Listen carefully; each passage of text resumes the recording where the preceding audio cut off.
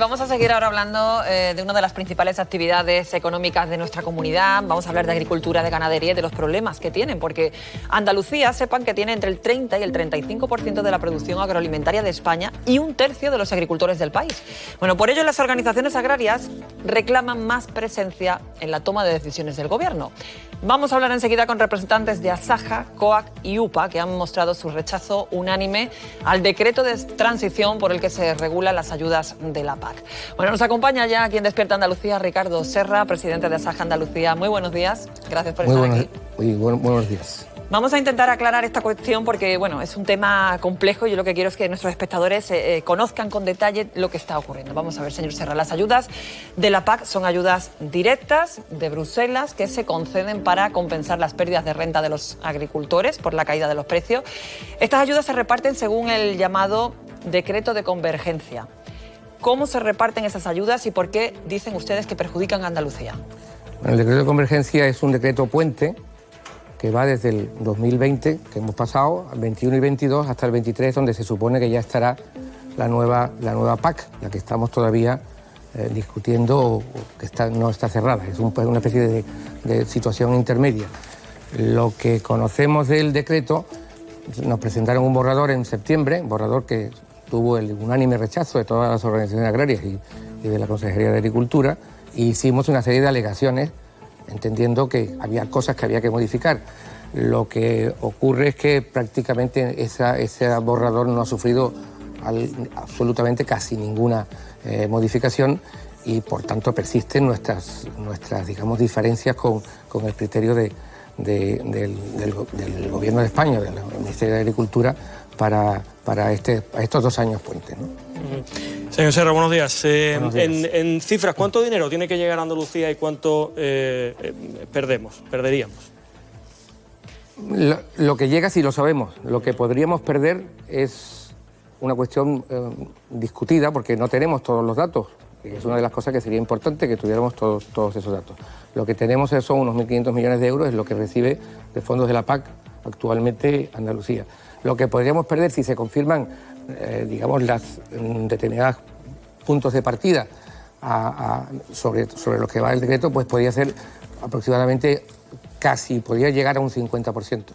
Y eso obviamente sería realmente serio. Si se unieran las 3 partes negativas, que pues es la desaparición de una gran parte de las regiones productivas, la definición de agricultor genuino que dejaría fuera a muchos agricultores, y luego la desaparición del concepto de los históricos, ¿no? Porque entrarían un montón de muchas hectáreas que no estaban, con lo cual la misma cantidad, si aumenta mucho el divisor, pues se produce una reducción global. Claro, y esa es nuestra preocupación. Porque ahora esas ayudas que dicen ustedes que llegan de Bruselas, las ayudas de la PAC, no se reparten de la misma forma que se hacía antes con este nuevo decreto de convergencia. Es decir, explíquenos usted cómo se hace ese reparto entre los agricultores y ganaderos de la zona. ¿Por regiones, según lo que producen, según el número de productores? ¿Cómo se reparte ese dinero? Es complejo y voy a intentar hacerlo de manera, porque yo sé que es una manera muy simple, pero entiendan que esto no es fácil. Vamos a ver. Teníamos un sistema hace muchos años que garantizaba unos precios. En un momento dado, la Unión Europea, por las exigencias de la Organización Mundial del Comercio, decide abandonar ese sistema y decir, bueno, vamos a ir a precios internacionales y compensamos a los agricultores por lo que pierden. Por eso se llaman pagos compensatorios. Claro, si estás en una región como es Andalucía muy productiva, la compensación ha de ser mayor. Y eso derivó en que las ayudas que tienen los agricultores, siempre digo agricultores y ganaderos. Las ayudas que tienen los agricultores andaluces son básicamente superiores porque tenían que estar más compensados porque sus pérdidas por hectárea habían sido mayores. Eso derivó en los derechos individuales que son mayores. En el periodo 2013-2020, la Unión Europea dijo que había que ir a la convergencia para que al final todos tuvieran dentro de la región productiva más o menos el mismo digamos, valor, ¿no? Pero puso una limitación, que la pérdida anual fuera del 6%. La primera crítica que tiene el decreto puente es que quita esa limitación, por lo tanto agricultores que tienen sus derechos en la zona alta pueden llegar a perder el 20%. Como Andalucía es, como he dicho antes, la que tiene la mayor, digamos, producción unitaria, por sus condiciones de cultivo, es la que obviamente tiene más posibilidades de perder cantidades, ¿no? Aquí pasa una cosa muy sencilla, esto es una tarta. Entonces, para que uno suba, alguien tiene que bajar. Si es Andalucía la que tiene la parte más importante de la tarta, en función de su mayor número de agricultores y su agricultura más rica y diversa, pues obviamente no es el objetivo a batir para comerle de la tarta. Y esto es lo que nosotros obviamente no estamos de acuerdo en que suceda así, ¿no? Sí, porque también habrá explotaciones que me imagino han invertido mucho dinero también en realizar mejoras, en adaptarse, en modernizarse, ¿no? Y que no sé si van a cobrar lo mismo o no que otras explotaciones que no han hecho. Claro, es que el sistema, de alguna manera, pues como muy bien ha dicho, los agricultores habían hecho unas previsiones de futuro y justamente lo que la intención de la Unión Europea al limitar esa caída en la convergencia intentaba que hubiera tiempo para adaptarse a esa nueva situación. Cuando de repente quitas la red de seguridad y dejas la caída a lo que venga, pues entonces obviamente hay algunas explotaciones que pueden verse muy comprometidas en estas circunstancias. Y además, especialmente, hay un sector especialmente crítico que además no lo está pasando francamente bien con esto del COVID, que es el tema de la ganadería de vacas, vamos. Pues, ¿por qué? Pues porque su superficie normalmente suele ser muy pequeña, y ahí concentraban los valores individuales, de manera que tiene un valor alto. Si de repente no hay límite en la caída, pues pueden tener una caída muy intensa y un daño absolutamente incapaz de absorber por parte de los productores. Porque este nuevo reparto de las ayudas debería entrar en vigor en el 2023, pero para ello es necesario un periodo de transición que se llama, pero que ustedes dicen que el gobierno no va a respetar. ¿Por qué? Esa es una buena pregunta. Nos propusieron, como he dicho antes, en septiembre, un borrador para eso, el decreto de transición, donde se proponía, donde decían cómo querían hacerlo. Le dijimos, pues esto que estaba explicando, que hombre, que había que por lo menos intentar limitar la caída para que fuera todo suave y pudiera haber una cierta capacidad de adaptación. No es verdad que eso lo pide Bruselas. De hecho, Bruselas ni siquiera pide que durante estos 2 años haya ni siquiera convergencia. Lo único que entendíamos que debía de ser el mismo sistema de una limitación de las caídas que teníamos antes. Lo que no entendemos por qué. El Ministerio dice que solamente va a caer el 1%. Bueno, que nos enseñe los números. Si nos enseñan los números, pues vale, pero es que no sé por qué no aparecen los números. Para el decreto de convergencia sí que hubo comunicación y acuerdo entre el Ministerio y las comunidades. ¿Ahora les han escuchado? No. Justamente ellos propusieron un borrador en septiembre. Hemos conocido la semana pasada el definitivo, que es prácticamente el mismo, y no se han atendido en absoluto a las alegaciones que hicimos. Bueno, con nosotros está Patricia Godino, Noelia Cedo y Antonio Lao. Antonio, cuando quieras, si quieres hacer alguna reflexión, alguna pregunta. Comparto prácticamente todo lo que acaba de decir el responsable de Asaja, pero me gustaría hacer algún tipo de matización. Es verdad que Andalucía debe proteger al agricultor y en muchos casos a la agricultura, a la ganadería en Andalucía es a veces un complemento de los agricultores que tienen otras actividades. Es verdad que hay que hacer una defensa del modelo agrario andaluz y hay que luchar y hay que pelear porque no haya ningún tipo de reducción. Dicho eso, yo creo que también hay que caminar y entender que estamos en una sociedad global, una sociedad donde la producción debe ir a la calidad, a lo gourmet. Entonces, además de ayudas, yo creo que Andalucía, como una región muy amplia que es y tiene gran variedad, porque no es lo mismo la agricultura que se hace en Huelva o la agricultura que se hace en Almería, pongamos por caso, de la agricultura que se desarrolla en Jaén. Dicho eso, lo que hay que trabajar, y yo creo que en eso no estamos haciendo hincapié, es en que el modelo sea realmente productivo, en que el modelo sea gourmet y sobre todo trabajar en calidad.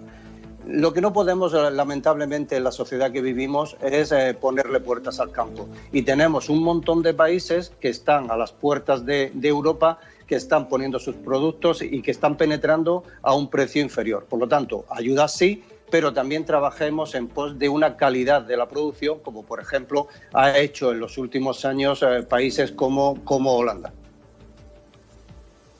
Eso será, no sé si tiene alguna reflexión. Sí, por supuesto. Vamos a ver, yo me atengo a una reflexión que hacían en Bruselas no hace mucho, no recuerdo quién, que decía que los agricultores no pueden ser verdes si sus números están en rojo.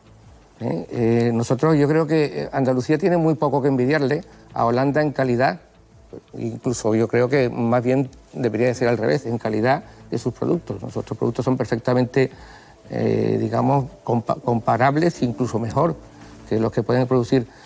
Nuestro problema no está entre los productos quien compite con nosotros dentro de Europa, nuestro problema está quien compite fuera de Europa con reglas que no son las que tenemos aquí, porque nuestras obligaciones de carácter social, de carácter laboral, de carácter medioambiental, de todos estos, son mucho mayores que quien está compitiendo con nosotros, por ejemplo, con Egipto, o con Sudáfrica, o con esto. No hace falta explicarlo por qué, es muy fácilmente entendible. Lo que siempre hemos demandado es que el precio que reciben los agricultores sea lo suficientemente razonable como para que puedan seguir adelante con sus explotaciones de una manera digna. Y para nosotros, por supuesto que una cuestión absolutamente irrenunciable son los precios que perciben los agricultores y la calidad de sus productos. Patricia. Sí, yo más que una reflexión, como ha hecho Antonio, que además es experto, por supuesto, y es de Almería y conoce muy bien el sector, es más bien una pregunta referida al Brexit. Se habló mucho en los años previos a la negociación efectivamente del Brexit de cómo iba a afectar la salida del Reino Unido a las cuentas de la PAC. Quería que nos contara cómo afecta, en qué medida al reparto que va a haber de ese dinero, de esas partidas a España. Y por otra parte, cómo va a ser la relación, si se sabe algo, cómo va a ser la relación a partir de ahora del sector agroganadero español y en concreto andaluz con Reino Unido, ¿no? Una vez que efectivamente ya es un país tercero de la Unión Europea. El Reino Unido era un país contribuyente neto, es decir, ponía más de lo que recibía globalmente para todo su sistema económico, no para agricultura. Y eso suponía, pues, creo así de memoria, que como 4.000 millones de euros anuales de menos dinero que tiene la Unión Europea para todas sus políticas, y naturalmente eso también afectará a la agricultura, a la PAC, ¿no? El Reino Unido es uno de nuestros grandes clientes y nosotros exportamos, los agricultores españoles y especialmente los andaluces, exportamos muchísimo al Reino Unido. Nuestra principal preocupación no era tanto la consecuencia dentro de lo que es el tema de la PAC, sino de la consecuencia de lo que el tema de nuestro mercado. La dificultad de acceder a esos mercados supone un problema. Yo creo que dentro de lo que conocemos, que no lo conocemos todo, eso ha salido razonablemente bien. Hubo un momento de pánico, sobre todo al final de la negociación, unido a la cuestión climatológica y al tema de la pandemia, donde nuestros productores han sufrido mucho para poder exportar. Incluso le puedo decir que había casos en los que yo he tenido conversaciones con exportadores que dicen, pero es que tengo todos los camiones allí, no podemos seguir mandando porque es que, y además porque los transportistas no quieren ir allí. Entonces nuestra preocupación va más por ese lado que por el tema de la PAC. Hola, buenos días. Buenos días. De vuelta al decreto, desde el Gobierno dice que solo un 1% de los beneficiarios de Andalucía van a haber reducido sus importes en más de un 20%. Yo no sé si ese porcentaje ustedes lo tienen contrastado, si tienen otro distinto. Esto por un lado. Luego, por otro, me gustaría saber, porque cuando el año pasado se decretó el estado de alarma y el confinamiento, el sector, sobre todo el sector agrícola, estaba inmerso en un proceso de reforma por los precios de la agricultura, los productos agrícolas y por otra serie de cuestiones, que obviamente separó, como separó el país en general. Quería saber si ha habido, en qué punto está eso, si ha habido algún avance en esas reivindicaciones desde entonces. Bueno, de la primera parte, el 1%, según el Ministerio, perdería más del 20%. Bueno, no tenemos los datos, lo dicen ellos. La pregunta es, antes era el 6% lo que podían perder. ¿Cuántos hay que van a perder más del 6%? Esa es la pregunta realmente que es importante. Que interesaría hacer, no del 1%. Es un poco más, el 1% es un poco más para hacer una especie de demagogia, ¿no? Eso, digámoslo claramente, ¿no? Con respecto a la segunda pregunta, yo creo que los problemas desgraciadamente persisten. Y los problemas del sector agrario, en cuanto a precios y otras cosas, persisten. Y el sector agrario está para salir otra vez a las carreteras, y si no ha salido es porque la dificultad de todo lo que vivimos no lo hace posible, o no lo hace, digamos, pero no le quepa duda que a la menor posibilidad que hay de que esto mejore, y veamos los números más razonablemente, los datos del COVID y demás, el sector agrario estará otra vez en la calle.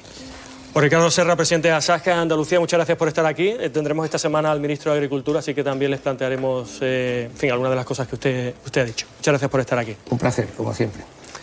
Bueno, pues la